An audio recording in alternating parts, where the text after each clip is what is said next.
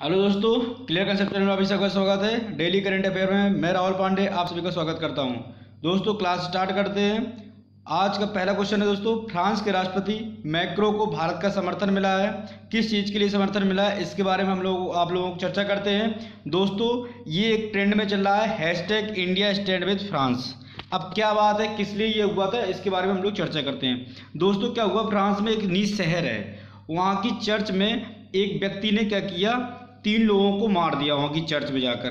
ठीक है दोस्तों, उसके बाद क्या हुआ कि जो फ्रांस की जनता है वो विरोध में उतर आई और उन्होंने एक नारा दिया, इस्लाम वापस जाओ। ठीक है दोस्तों, क्या नारा दिया, इस्लाम वापस जाओ।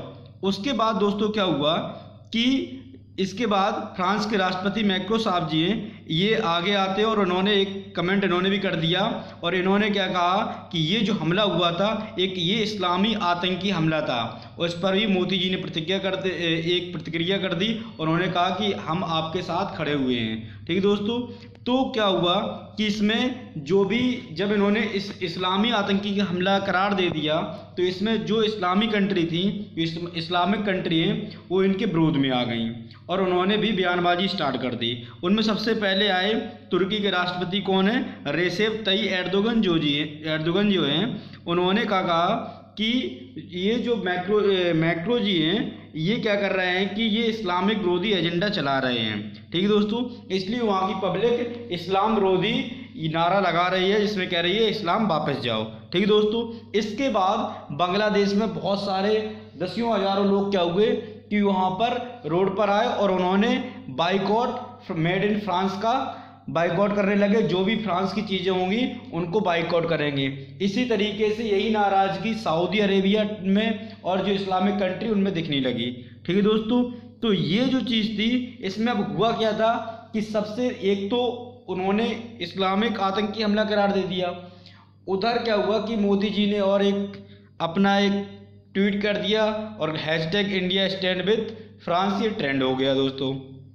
तो अब बात करते हैं कि इसमें भारत का क्या रोल है। दोस्तों भारत में क्या हुआ कि भारत और फ्रांस के रिश्ते के बारे में हम लोगों को जानकारी दे दे तो अभी हाल ही में एक तो राफेल के बारे में साझेदारी हुई।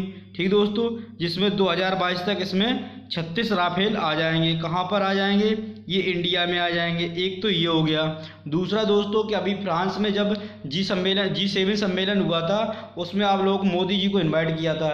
दोस्तों आप लोगों को कमेंट बॉक्स में बताना है कि जो G7 कंट्री है वो कौन कौन सी है। मैंने आप लोगों के लिए G7 कंट्री पूरी कराई हुई है, इसलिए आप लोगों को मुझे बताना है कि जो G7 कंट्री है वो कौन कौन सी हैं। ठीक है दोस्तों, या फिर मैं अभी लास्ट में आपको बता दूंगा। दोस्तों उसके बाद क्या हुआ, ये सौर संगठन के संस्थापक दोनों देश बन गए अभी। ठीक है दोस्तों, उसके बाद पुलवामा में जो हमला हुआ था इंडिया में, उसमें जो संयुक्त राष्ट्र में जब सभा हुई थी वहाँ की महासभा में फ्रांस ने किसका साथ दिया था, भारत का साथ दिया था। ठीक है दोस्तों, तो ये थी भारत का जो स्टैंड था वो सामने आया किसके साथ, फ्रांस के साथ। ठीक है दोस्तों, उसके बाद एक हाल ही में फिर सितंबर में क्या हुआ था कि इंडिया, फ्रांस और ऑस्ट्रेलिया के बीच में एक त्रिपक्षीय वार्ता हुई थी। तो दोस्तों ये इंडिया और उसके रिश्ते हैं फ्रांस के साथ, तो मोदी जी उनके समर्थन में आगे आ गए। ठीक दोस्तों, तो ये बात थी कि वहाँ पर एक आंदोलन खड़ा हुआ है और विरोध में जनता आगे आ गई है और उन्हें इस्लाम का नारा दे दिया कि इस्लाम वापस जाओ।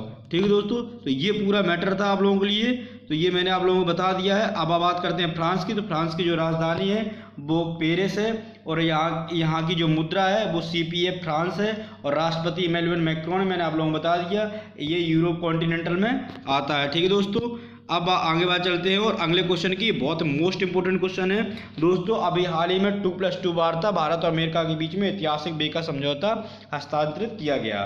तो दोस्तों अभी हाल ही में इंडिया और अमेरिका के बीच में 2+2 डायलॉग हुआ है दोस्तों।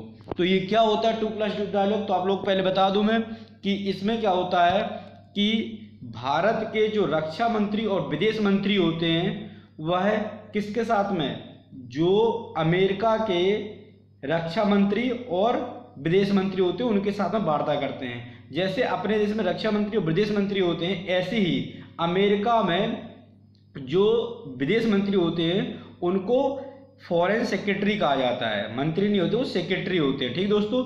और जो रक्षा मंत्री उनको डिफेंस सेक्रेटरी कहा जाता है। तो जो वहाँ के जो विदेश मंत्री हैं माइक पोम्पियो, और रक्षा मंत्री जो है रक्षा सेक्रेटरी जो हैं वो कौन से हैं, एस्पर जी इंडिया आए हुए थे। उन्होंने अपने रक्षा मंत्री को राजनाथ सिंह और विदेश मंत्री जयशंकर प्रसाद जी के साथ अभी उनकी मीटिंग हुई, उनमें एक बेका समझौता हुआ। अब बात करते हैं कि बेका समझौता है क्या दोस्तों। तो बेका जो है basic exchange and corporation agreement of geospatial corporation के बीच में दोस्तों। मतलब आपको बता दो कि क्या हुआ इसमें, उसमें ये हुआ कि जो भारत और अमेरिका दोनों जो मतलब कि फोर्स से रिलेटेड जानकारी होगी एक दूसरे की साझा करेंगे, जिसमें इन लोगों को जो इनके दुश्मन होंगे उनको सटीक मिसाइलें इनकी दागने में इनको आसानी हो जाएगी, और ये डिफेंस के लिए बहुत ज़्यादा ज़रूरी है।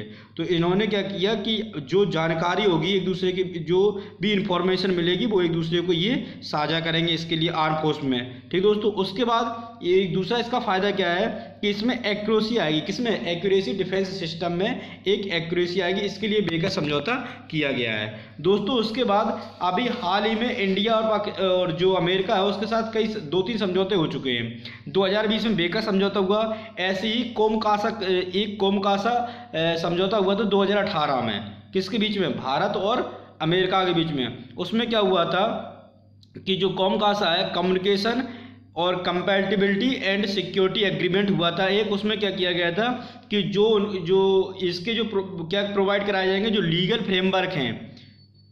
फ्रेमवर्क हैं कॉमिक इक्विपमेंट के, वो अमेरिका भारत को प्रोवाइड कराएगा। उसके बारे में ये 2018 में एक एग्रीमेंट हो चुका था, और एक 2016 में एक लिमोआ के नाम से एग्रीमेंट हुआ था। ये दोस्तों परीक्षा के नाम से बहुत ज़्यादा उपयोगी है। तो लिमोआ के नाम से एक समझौता 2016 में हुआ। तो लिमोआ है क्या, तो logistic exchange memorandum of agreement है, एक एग्रीमेंट हुआ था। इसमें क्या हुआ था कि भारत की जो भी जहाज वगैरह है ये इनको जब भी ईंधन की ज़रूरत पड़ेगी तो वो ये अमेरिका में यदि इस टाइम है तो अमेरिका में ये उतरकर वहाँ पर अपना ईंधन भर सकेंगे। इसी प्रकार जो भारत है जब अमेरिका इधर आएगा तो अमेरिका भारत में ईंधन भर सकेगा। और अभी हाल ही में आप लोगों ने न्यूज़ में आया था बहुत, P8A अमेरिका इंडिया में अंडमान निकोबार में उन्होंने ईंधन भरा था, किसके, अमेरिका का था, कौन सा, P8A। और दोस्तों यही समझौता किसके साथ हुआ, हमारा ऑस्ट्रेलिया के साथ में भी हुआ है, ठीक दोस्तों। ये क्वाड देश मैंने आप लोगों को बताए थे, अमेरिका, इंडिया, ऑस्ट्रेलिया और जापान क्वाड देश को संबोधित कर रहे हैं, ठीक है दोस्तों। तो ये पूरी जानकारी थी बेका के बारे में। उसी की तर्ज पर कोमकासा और लेमुआ हुआ था 2016 में और कोमकासा 2018 में, ठीक है दोस्तों। तो ये एग्रीमेंट भारत अमेरिका के साथ हो गए हैं, नज़दीकियाँ बढ़ ही रही हैं, ठीक है दोस्तों। तो ये पूरी जानकारी थी आप लोगों के बेका के बारे में। बात करते हैं यूएसए की। तो यूएसए की जो कैपिटल है वो वाशिंगटन DC है, करेंसी जो डॉलर है, वहाँ के जो राष्ट्रपति हैं वो डोनाल्ड ट्रंप है। अभी नवंबर में चुनाव होना है, ठीक है दोस्तों। तो अब देखो कौन बनता है, इसके बारे में जानकारी आप लोगों को दी जाएगी। और दोस्तों कॉन्टिनेंट अमेरिका बनता है, प्रशांत महासागर में स्थित है। अगले चलते हैं अगले क्वेश्चन की तरफ। और दोस्तों अगला क्वेश्चन है, दिल्ली NCR में वायु प्रदूषण से निपटने के लिए केंद्र ने स्थायी आयोग गठित करने का अध्यादेश पारित किया है। दोस्तों क्या है ये अध्यादेश के बारे में हम लोग जानकारी लेते हैं। दोस्तों क्या है कि सर्दियों में दिल्ली NCR में बहुत ज़्यादा पॉल्यूशन की मात्रा देखी जाती है, क्योंकि इसके कई सारे फैक्ट हैं। एक तो जो आसपास के क्षेत्र उनमें पराली जलाना, राजस्थान, पंजाब वगैरह में पराली जलाई जाती है, हवाएं दिल्ली NCR की तरफ आती हैं तो यहाँ पर धुंध छा जाती है, तो इसमें पोल्यूशन का स्तर बढ़ जाता है। और दोस्तों इंडस्ट्री और तीसरा है ट्रांसपोर्ट सिस्टम। ये हमारे जो वाहन है उसमें क्या हुआ कि 28 अक्टूबर को भारत के राष्ट्रपति रामनाथ कोविंद ने एक अध्यादेश जारी किया। उसमें एक ये निकाय बनाएंगे, एक ऐसा निकाय बनाया जाएगा जो इस पर निगरानी रखेगा। वाणिज्य एवं उद्योग मंत्रालय और कृषि मंत्रालय पर निगरानी रखेगा। और ये क्या करेंगे, वाणिज्य उद्योग मंत्रालय और कृषि मंत्रालय इस चीज़ की रोकथाम के लिए और ये जो वायु प्रदूषण है उसको निपटने के लिए कई सारे कदम उठाएंगे और उस पर ये पूरी निगरानी रखेगा। परमानेंट एक निकाय बनाया जाएगा दोस्तों। अब बात करते हैं तो ये जो किस कारण होता है, क्यों होता है भारत में ये NCR में। दोस्तों ये क्या है कि सबसे ज़्यादा जो वेस्ट मटेरियल बर्निंग होता है, अगर दिल्ली की बात करूँ मैं तो सबसे ज़्यादा जो वेस्ट मटेरियल होता है उसकी जो बर्निंग होती है उसमें 27.5% पोल्यूशन उसी से होता है। और दूसरा होता है दिल्ली में एनसीआर में ट्रांसपोर्ट, और तीसरा इंडस्ट्री। ठीक है दोस्तों, और ओवरऑल देखा जाए अगर इंडिया में तो वो इंडस्ट्री के कारण होता है। अब दोस्तों बात करते हैं कि प्रदूषण की बात आई है तो सबसे गंदा शहर जो है भारत में कौन सा है, वो है आपका गुरुग्राम। कौन सा है?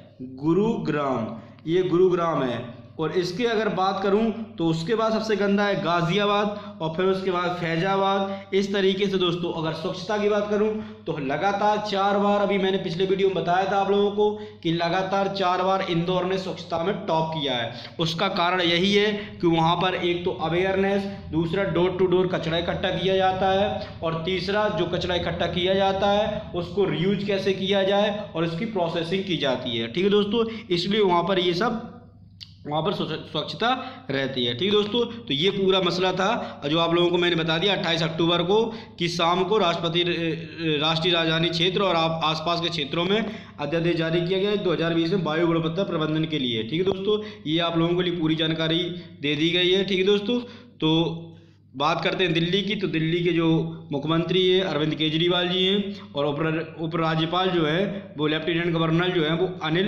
बैजल जी है। ठीक दोस्तों, जो लोकसभा सीटें हैं वो 7 हैं, राज्यसभा सीटें 3 हैं और विधानसभा सीटें 70 हैं। दोस्तों अभी एग्जाम हुआ था उसमें ये राज्यसभा सीटें पूछी गई थी किसकी, दिल्ली की, वो 3 है। ठीक दोस्तों, तो इनको याद कर लेना ज़्यादा ज़रूरी है क्योंकि ये कई छोटे बोरे एग्जाम में जैसे एनटीपीसी वगैरह में आ सकते हैं, और एनटीपीसी डी ग्रुप का एग्जाम भी होने वाला है, तो आप लोगों को बिल्कुल याद करके रखना है इस बात को। ठीक है दोस्तों, उसके बाद चलते हैं अगले क्वेश्चन की तरफ। अगला क्वेश्चन है कि हाल ही में क्या किया केरल सरकार ने, हाल ही में 16 किस्म की सब्जियों पर एमएसपी देने वाला देश का पहला राज्य बन गया है। तो जो केरल सरकार है वह एमएसपी देगी किस पर, 16 सब्जियों पर। अब दोस्तों उसमें क्या किया गया है कि भारत में जो एमएसपी है, एमएसपी मतलब बोले तो minimum support price, minimum support price जो भारत में है वो 1975-76 इससे प्रारंभ किया गया था। कब? 1975 से 76 तक। दोस्तों जो केरल सरकार ये 16 किस्म की सब्जियों पर एमएसपी देगा, और जो भारत सरकार है वो 22 सब्जियों पर एमएसपी प्रदान करती है। कितनी सब्जियों पर? 22 सब्जियों पर। और ये किसकी देख रेख में होगा, तो ये एफसीआई करती है, फूड कॉर्पोरेशन ऑफ इंडिया, जो केंद्र सरकार की नोडल एजेंसी है, वो एमएसपी निर्धारित करती है दोस्तों।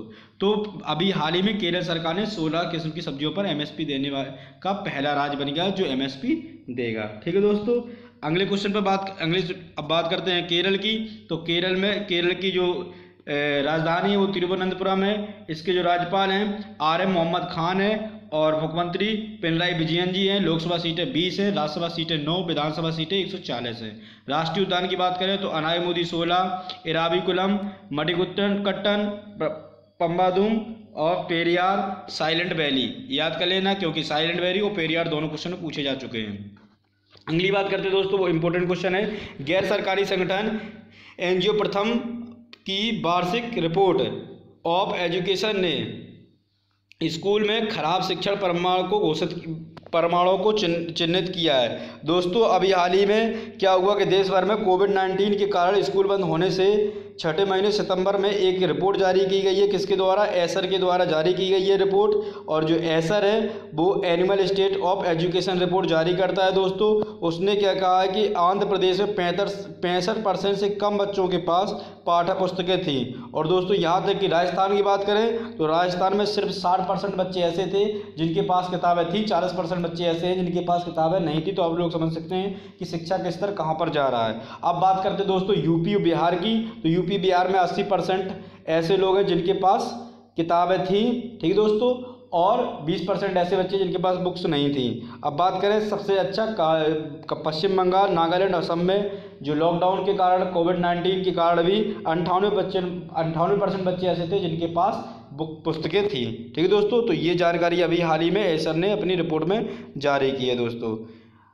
अगले क्वेश्चन की तरफ चलते हैं दोस्तों, और अगला क्वेश्चन है हमारा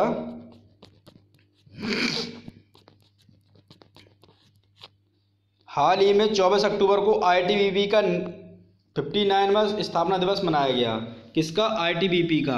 तो ITBP जो है वो उसका अभी इंडो तिब्बतियन बॉर्डर पुलिस का 59वां स्थापना दिवस मनाया गया। इसकी जो स्थापना हुई थी वो 24 अक्टूबर कब हुई थी 1969 को। कब हुई थी आईटीबीपी की स्थापना? 24 अक्टूबर 1969 को हुई थी। किसके तहत हुई थी? तो दोस्तों ये सीएपीएफ के अंदर हुई थी। सीएपीएफ क्या है? Central arm police force. ठीक दोस्तों, और आईटीबीपी का जो हेडक्वार्टर है वो न्यू दिल्ली में है, और फाउंडेड आपको बता दिया है कि 24 अक्टूबर 1962 को हुआ था। जो आईटीबीपी है वो लद्दाख के काराकोरम श्रेणी से लेकर और अरुणाचल प्रदेश तक भारत और जो चीन की सीमा है कितनी 3488 किलोमीटर तक यहाँ पर लगाई गई है। ठीक दोस्तों, कौन सी आईटीबीपी लगाई जाती है। ठीक दोस्तों, ये थी आईटीबीपी से रिलेटेड जानकारी। इसका अभी 59वां स्थापना दिवस मनाया गया है। ठीक दोस्तों, और गुवाहाटी में द्वारा मनाया, कहाँ मनाया गया? गुवाहाटी बटालियन में मनाया गया है। ठीक, 33वीं जो बटालियन है गुवाहाटी में। और इसके जो 7 सेंट्रल आर्म पुलिस फोर्स कौन कौन से हैं दोस्तों? तो AR, BSF, CISF, CRPF, ITBP, NSG और SSB। ठीक दोस्तों, ये सब किसके अंदर आते हैं? सेंट्रल आर्म फोर्स CAPF के अंदर आते हैं। अगले क्वेश्चन की तरफ चलते हैं। अगला क्वेश्चन है, केंद्र सरकार के कृषि बिल के खिलाफ कानून बिल पारित करने वाला छत्तीसगढ़ पंजाब के बाद दूसरा राज्य बना है। तो ये इन्होंने क्या किया है कि जो कृषि बिल था उसके खिलाफ एक कानून पारित किया है। पहला पंजाब था जिसने ये कानून पारित किया था। ठीक है दोस्तों, तो कृषि बिल आया था, उसके खिलाफ अभी हाल ही में छत्तीसगढ़ ने इसके खिलाफ विरोध में बिल जारी किया है अपनी विधानसभा में। दोस्तों छत्तीसगढ़ की बात करते हैं तो इसकी राजधानी है रायपुर, और राज्यपाल है अनुसुईया उइके, और मुख्यमंत्री हैं भूपेश बघेल। लोकसभा सीटें 11, राज्यसभा सीटें 5, विधानसभा सीटें 90। राष्ट्रीय उद्यान कांगेर वैली, गुरु घासीदास, इंद्रावती, ये सब क्या है? इसके राष्ट्रीय उद्यान है दोस्तों। इनको याद कर लेना क्योंकि कभी पूछ लिए जाते हैं। अगला क्वेश्चन है, जलवायु परिवर्तन का मुकाबला करने के लिए भारतीय संगठन ग्लोबल हिमालयन अभियान को 2020 संयुक्त राष्ट्र जलवायु परिवर्तन पुरस्कार मिला है। तो दोस्तों ये किसको मिला है अभी हाल ही में? तो ये इन्फोसिस को। किसको मिला है अभी हाल ही में? इन्फोसिस को ये अवार्ड दिया गया है। बात करते हैं UNFCCC की। तो दोस्तों ये जो UNFCCC इसका हेडक्वार्टर है जर्मनी में। कहाँ? जर्मनी के बॉन में। कहाँ पर? जर्मनी के बॉन में इसका हेडक्वार्टर है, और ये अभी इन्फोसिस को ये अवार्ड दिया गया है। ठीक है दोस्तों, तो इसकी जो founded member, India founded member थी, और इसकी जो स्थापना हुई थी वो 1992 में हुई थी। ठीक है दोस्तों, किसकी स्थापना 1992 में हुई थी? तो ये जो ग्लोबल अभियान अवार्ड संयुक्त राष्ट्र जलवायु परिवर्तन मंत्रालय। ठीक है दोस्तों, इसकी स्थापना 1992 में हुई थी, तो इसका हेडक्वार्टर जर्मनी में है। अगला क्वेश्चन है, हाल ही में जगन मोहन रेड्डी सरकार ने रायतु भरोसा स्कीम की दूसरी किस्त किसानों को दी है। तो जगन मोहन रेड्डी YSSR ने एक योजना स्टार्ट की थी, उसमें क्या किया गया था? 1115 करोड़ की दूसरी किस्त जारी की है। यह फंड आंध्र प्रदेश के मुख्यमंत्री YRS जगन मोहन रेड्डी द्वारा 28 अक्टूबर 2022 को जारी किया गया था। ठीक है दोस्तों, ये योजना 2019 में पहली बार किसानों को लाभान्वित हुई थी, जिसमें SC, ST और BC के अल्पसंख्यक समूहों को 1,58,123 किसान शामिल थे, जिसमें 46,39,345 रुपये किसानों को दिए गए थे। ठीक है दोस्तों, आप बात आंध्र प्रदेश की करते हैं। आंध्र प्रदेश की राजधानी अमरावती है। इसके जो राज्यपाल हैं वो विश्वभूषण हरिचंदन जी हैं, और इसके जो चीफ मिनिस्टर हैं वो YS जगन मोहन रेड्डी। लोकसभा सीटें 25, राज्यसभा सीटें 11, विधानसभा सीटें 175, विधान परिषद 58, राष्ट्रीय उद्यान पापीकोंडा, राजीव गांधी और श्री वेंकटेश्वर। कल भी मैंने आप लोगों को इसके बारे में पूरी जानकारी दी थी। अगले क्वेश्चन की तरफ चलते हैं। तो गुजरात के पूर्व CM केशुभाई पटेल का 92 साल की उम्र में निधन हो गया। जो केशुभाई पटेल थे वो जूनागढ़ के एक विश्वाधर सिटी है वहाँ पर पैदा हुए थे, और इनकी जब ये कब हुए थे? तो ये 1929 में इनका ये डेट ऑफ बर्थ है दोस्तों, और ये कहाँ पर? गुजरात में। और ये गुजरात के 2 बार CM रह चुके हैं। पहली बार जब CM बनाए गए थे तो दोस्तों ये 7 महीने के अंदर इन्होंने इस्तीफा दे दिया था। उसके बाद जब ये दोबारा CM बनाए गए थे तो दोस्तों दोबारा कभी CM बनाए गए थे? 1998 में ये दोबारा CM चुनकर आए हुए थे। ठीक दोस्तों, तो ये रही पूरी जानकारी आज के करंट अफेयर की। दोस्तों यदि आप लोगों को मेरा सेशन अच्छा लगा हो इसको शेयर करिए, लाइक करिए, सब्सक्राइब करिए, इससे आपके दोस्त भी जुड़ सकें, और दोस्तों इसको सबसे ज़्यादा शेयर करते रहिए, आपके दोस्तों को भी लाभ उठा सकें। धन्यवाद दोस्तों।